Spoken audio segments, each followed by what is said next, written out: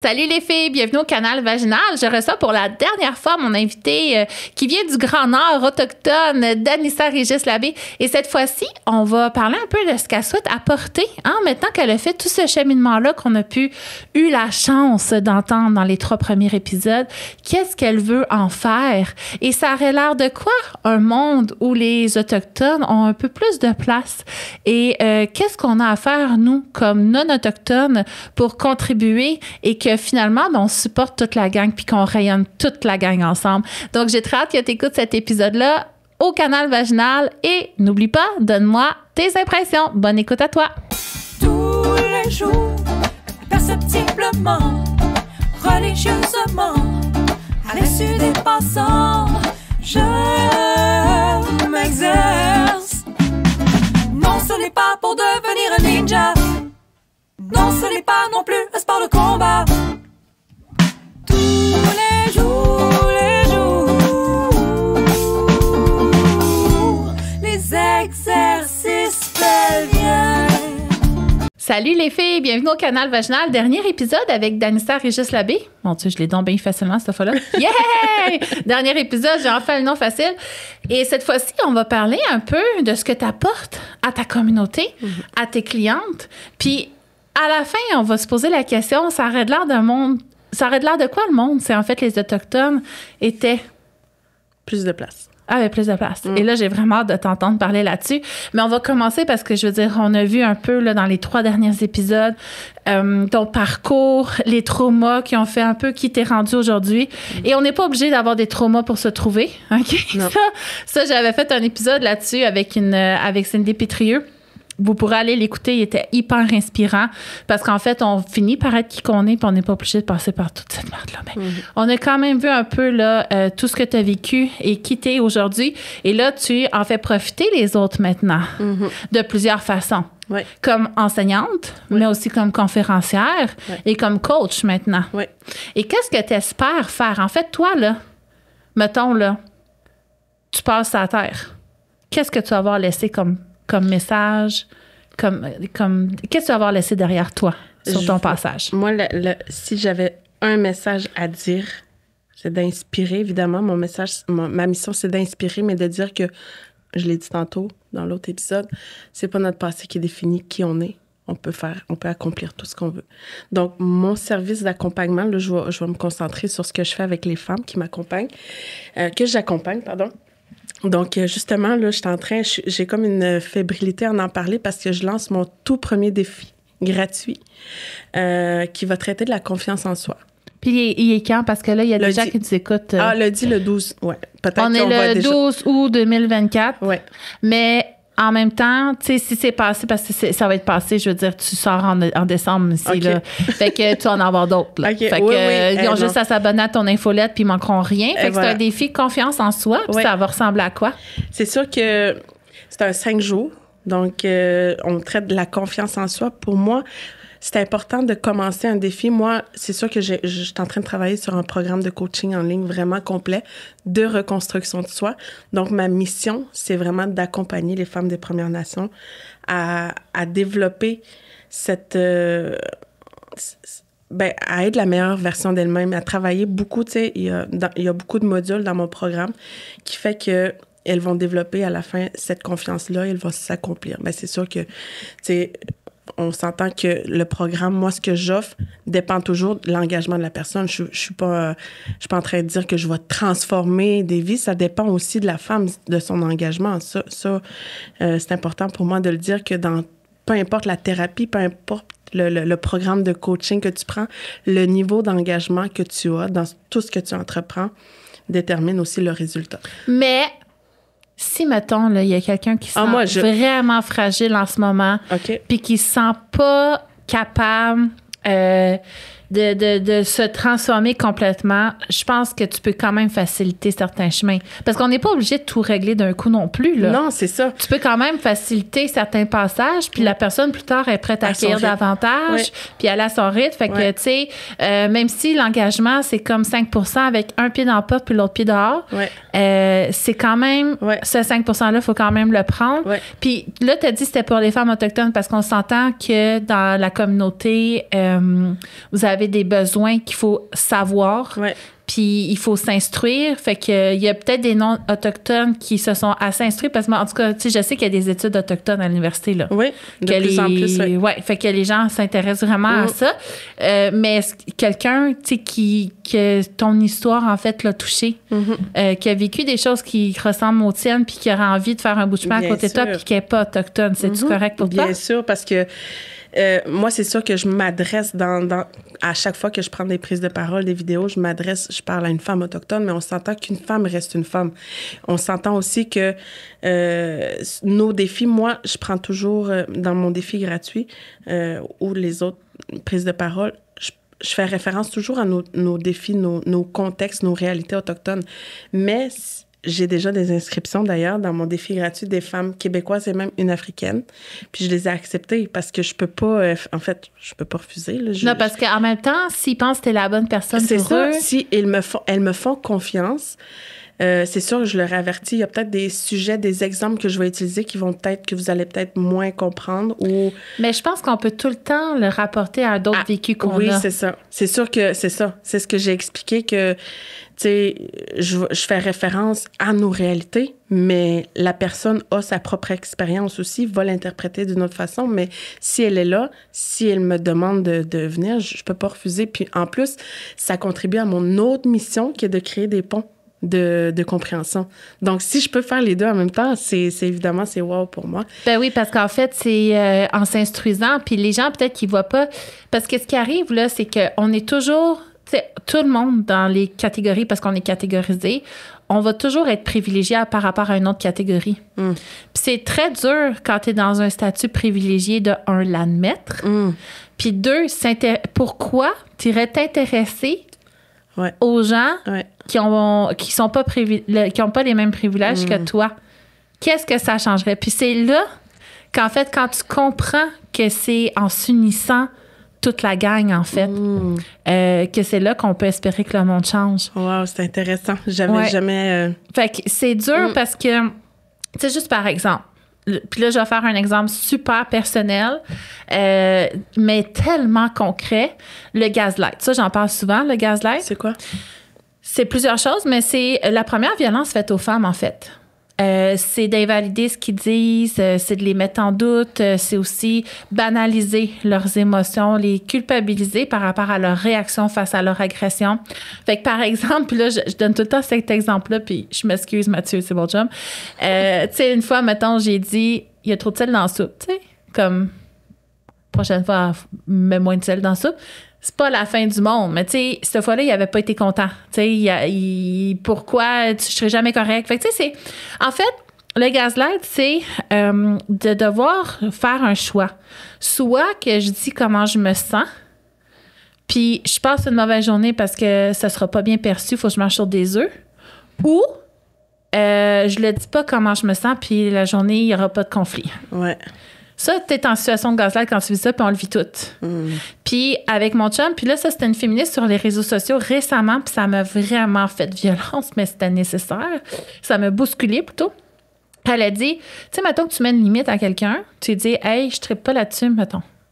Puis la personne le refait encore. Puis là, tu as le bénéfice du doute. Peut-être qu'elle n'avait pas compris l'importance. Fait que là, tu le mets clair.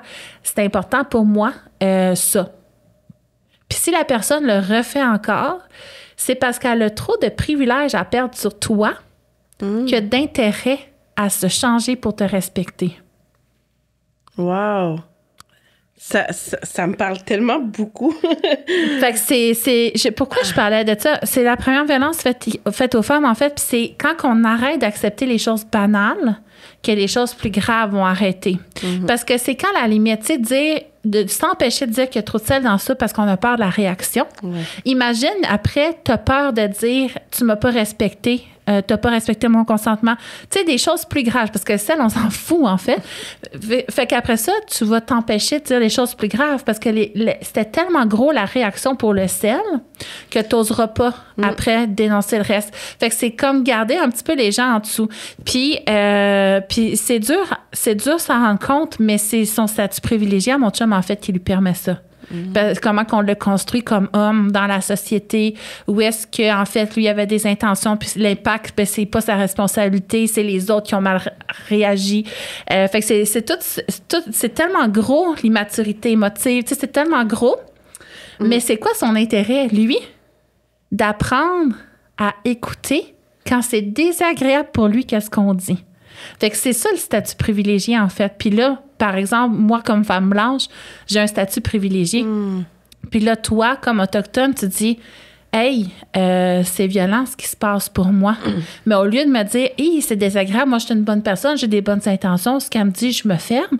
Au contraire, d'être à l'écoute, puis de se responsabiliser, puis de se dire, je suis désolée. Parce que la vraie réponse, quand quelqu'un nous dit, hey, ça m'a fait chier, ou c'était pas super, c'est de dire, t'es importante pour moi.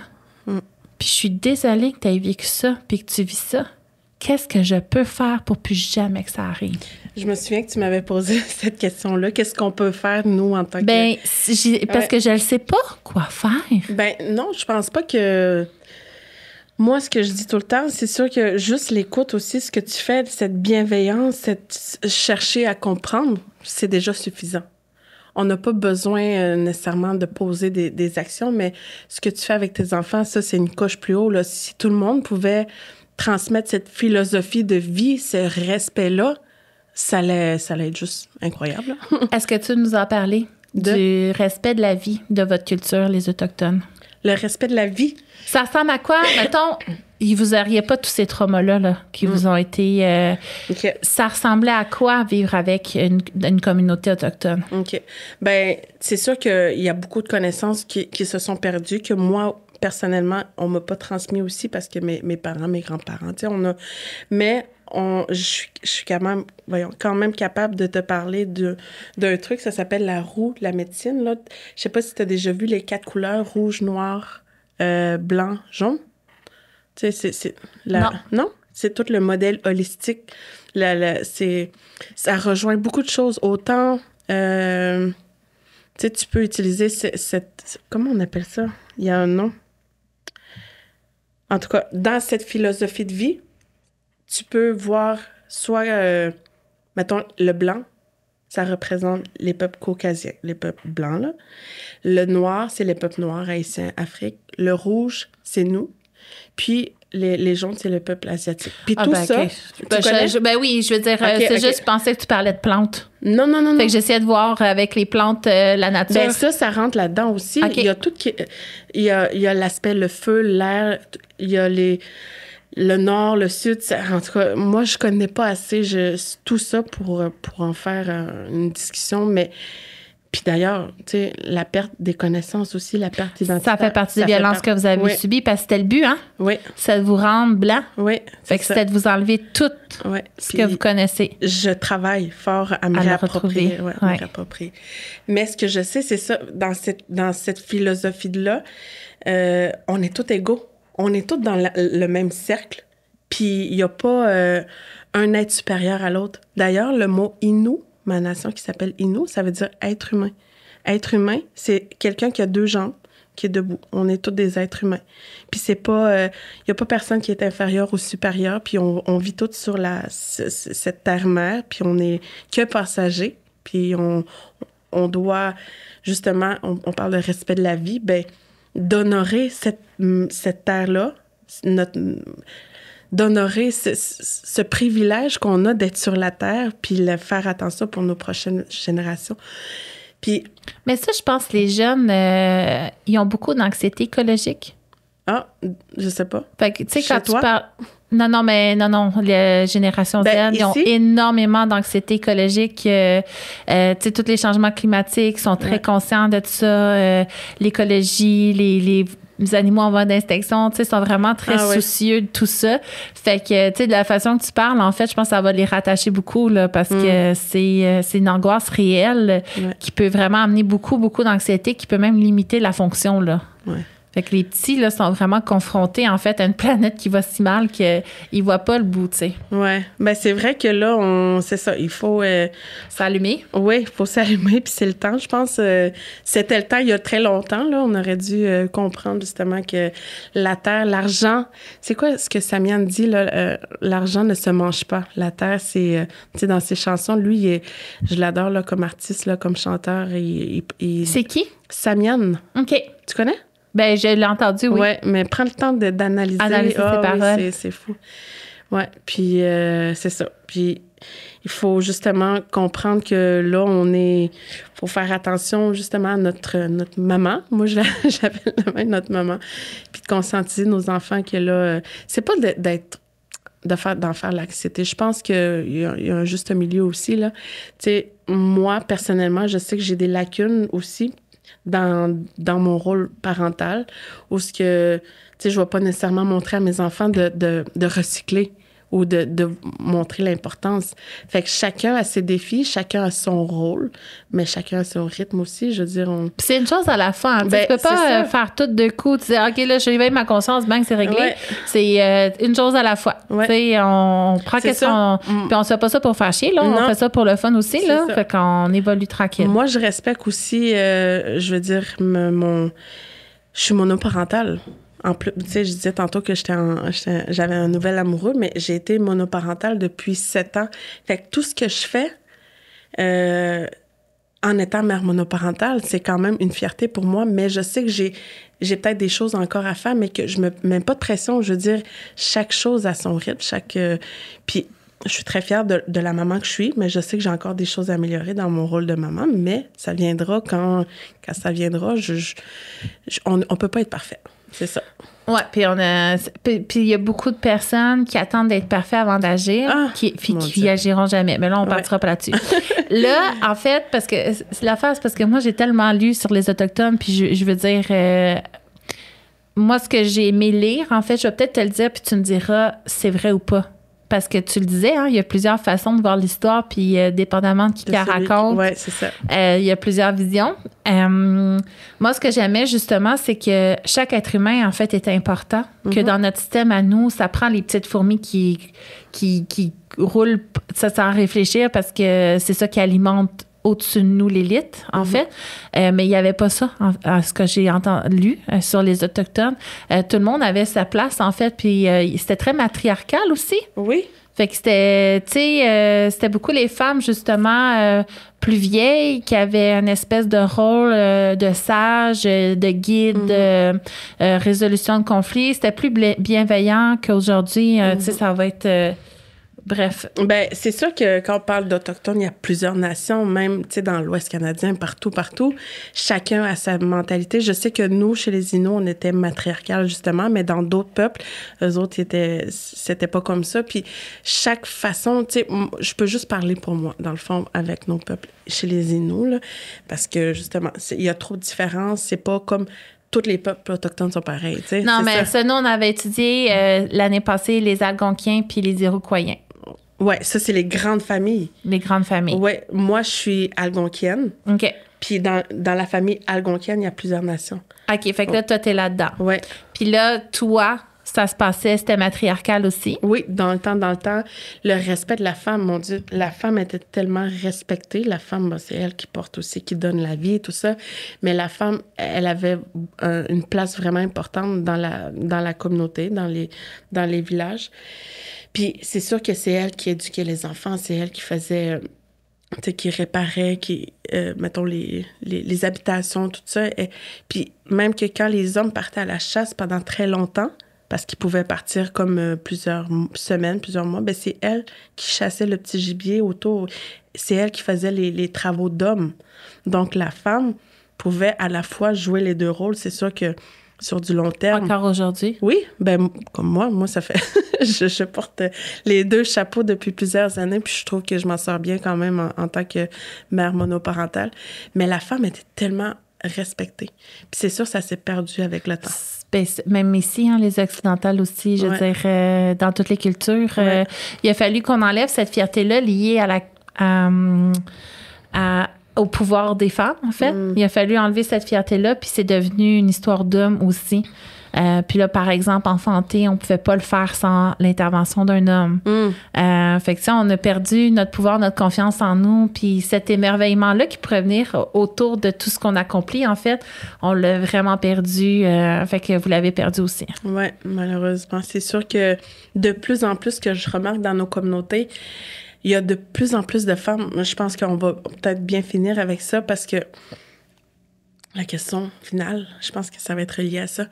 Dans ma communauté à Ouachat, ma communauté d'accueil, là, c'est pas là où je suis née, mais ma communauté, il y a de plus en plus de femmes qui sont dans le conseil au pouvoir politique. Plus de femmes qui s'affichent qui ont des rôles importants, comme Michel Audette qui est au Sénat. Des personnes qui font la différence. Parce qu'un médecin qui fait la différence, mais c'est un homme pour le monde de l'enfantement qui ramène les choses, c'est Michel Audard. Il doit avoir quelque chose avec le nom Michel Audette, puis Michel Audard, ça doit être, c'est le nom, c'est évident. Fait que Michelle Audette, elle a sénatrice, la première sénatrice autochtone qui est Innu, de ma nation à nous, puis qui joue un rôle important, puis c'est la première autochtone. Sinon, il y a aussi Catherine Champagne-Jourdain, qui, elle, c'est la première ministre aussi, entre les titres, c'est compliqué, c'est long, là, comme titre, mais, tu sais, de plus en plus de femmes autochtones qui ont des pouvoirs, qui ont des places importantes, qui sont des acteurs de changement. Puis je pense que, tu sais, en étant humble, je pense que j'en fais partie aussi, d'être une femme avec un lourd passé, avec son vécu, mais qui prend sa place dans la société en tant que, tu sais, moi, j'ai dû développer ce côté-là à développer mon leadership, mais ça a pris du temps. Mais aujourd'hui, je l'assume, puis je veux faire une différence, que ce soit dans ma communauté, mais ailleurs aussi, partout. Tu le fais bien. Ah, merci. Je te remercie tellement d'être venue, d'avoir pris l'avion pour venir. Je sais que c'était pas juste pour moi, mais je me sens tellement chanceuse que tu aies pris le temps de venir nous partager ton vécu, tes espérances, puis une partie de ta culture. J'espère que les filles, ça vous a nourri de plein d'idées. Ouais. Peut-être que ça va initier certaines choses, certains changements. On le souhaite. Puis j'avais lu récemment, puis là, j'ai pas vérifié les sources, mais les Finlandaises, là, c'est toutes des femmes au pouvoir, le ministère de l'Éducation, On déménage là-bas. Écoute, la langue est compliquée. Et tant mieux qu'il n'y a pas grand voyelle dans leurs mots. Mais tu savais que nous, on a 13 lettres de l'alphabet. Chez les Inuits, petite parenthèse. Parce que moitié moins? Oui. Ah, oui. Tu vois, c'est ça aussi, on devrait apprendre le langage des Premières Nations. Ben, OK, je pense que ça pourrait bien finir parce que le mot « kwe », moi, je fais dans la sécurisation culturelle. Oui. On le sait que nos peuples étaient là avant, que, tu sais, c'est pas un débat, mais juste tout le monde devrait connaître le mot « kwe » ici au Canada, là. Parce que c'est même Atikamekw, tout ça se ressemble un peu. Moi, c'est « kwe », K-U-E-I. K-U-E-I dans ma nation à moi. Mais dans d'autres nations, il l'écrit différemment. Mais quoi? Tout le monde devrait connaître ça. C'est le mot de base, c'est pour dire bonjour, là. Puis, c'est ça. Ça amène déjà une légèreté. Quelqu'un qui m'accueille, un allochtone qui m'accueille avec le mot, ça détend. Tu vois le lien, l'effort aussi, fait que... C'est noté. Ouais. Non, mais il faut le savoir. On peut pas deviner, Non. Faut que quelqu'un le dise. Ouais. Puis, je sais même pas pourquoi on en est venu à parler de ça, mais pour dire que... Je sais plus. Fait que oui, Yamé. On est deux, les petits yeux de biche sur le bord de l'autoroute avec les flashs d'en face. Ben écoute, ce que je suis en train de dire, c'est que les Finlandaises, c'est un des pays où est-ce qu'il y a le moins de dépression, en fait, puis que le monde est plus satisfait. Puis c'est des petites jeunes dans vingtaine. Wow. Fait que, tu sais, comme laissons-nous inspirer par cette bienveillance féminine. Et je suis vraiment contente que vous preniez de plus en plus de place parce qu'en fait, c'est un peu ce que vous espérez ramener. Un, de la reconnaissance. Ouais. Puis 2, ramener un petit peu là, d'égalité, peut-être? Ben oui, juste de respect. De respect. Respect pour ce qu'on est, d'arrêter de nous infantiliser puis de voir qu'on est comme tout le monde puis qu'on a nos tu sais, on n'est pas supérieur non plus, là. On n'a pas des mentalités supérieures, des philosophies. Je pense que... Mais il y a quand même plein des choses belles qu'il faut qu'on prenne. Oui, On a des belles comme on a nos défis, comme tout le monde. Je veux dire, les peuples africains, par exemple, ils ont des belles mentalités aussi, une bonne éducation, mais ils ont aussi leur... Tu sais, tout le monde a son côté moins beau puis beau. Fait que c'est de vivre ensemble une bonne harmonie, une bonne... c'est quoi le vivre ensemble? Oui. Dans la bonne façon, de la bonne façon. Ben, en tout cas, j'espère que celles qui nous ont écoutés se sont ouvertes puis qui comprennent peut-être un peu mieux les enjeux puis qui vont être plus capables de justement là, se laisser aller là-dedans puis contribuer. Merci les filles. Mais merci à toi, Danissa, d'être venue encore une fois. Puis merci les filles d'avoir été à l'écoute. Puis gêne-toi pas, hein? Dis-nous comment tu te sens après l'écoute de cet épisode-ci. On a super hâte de te lire. On va venir te répondre, c'est certain. Merci les filles. Exercices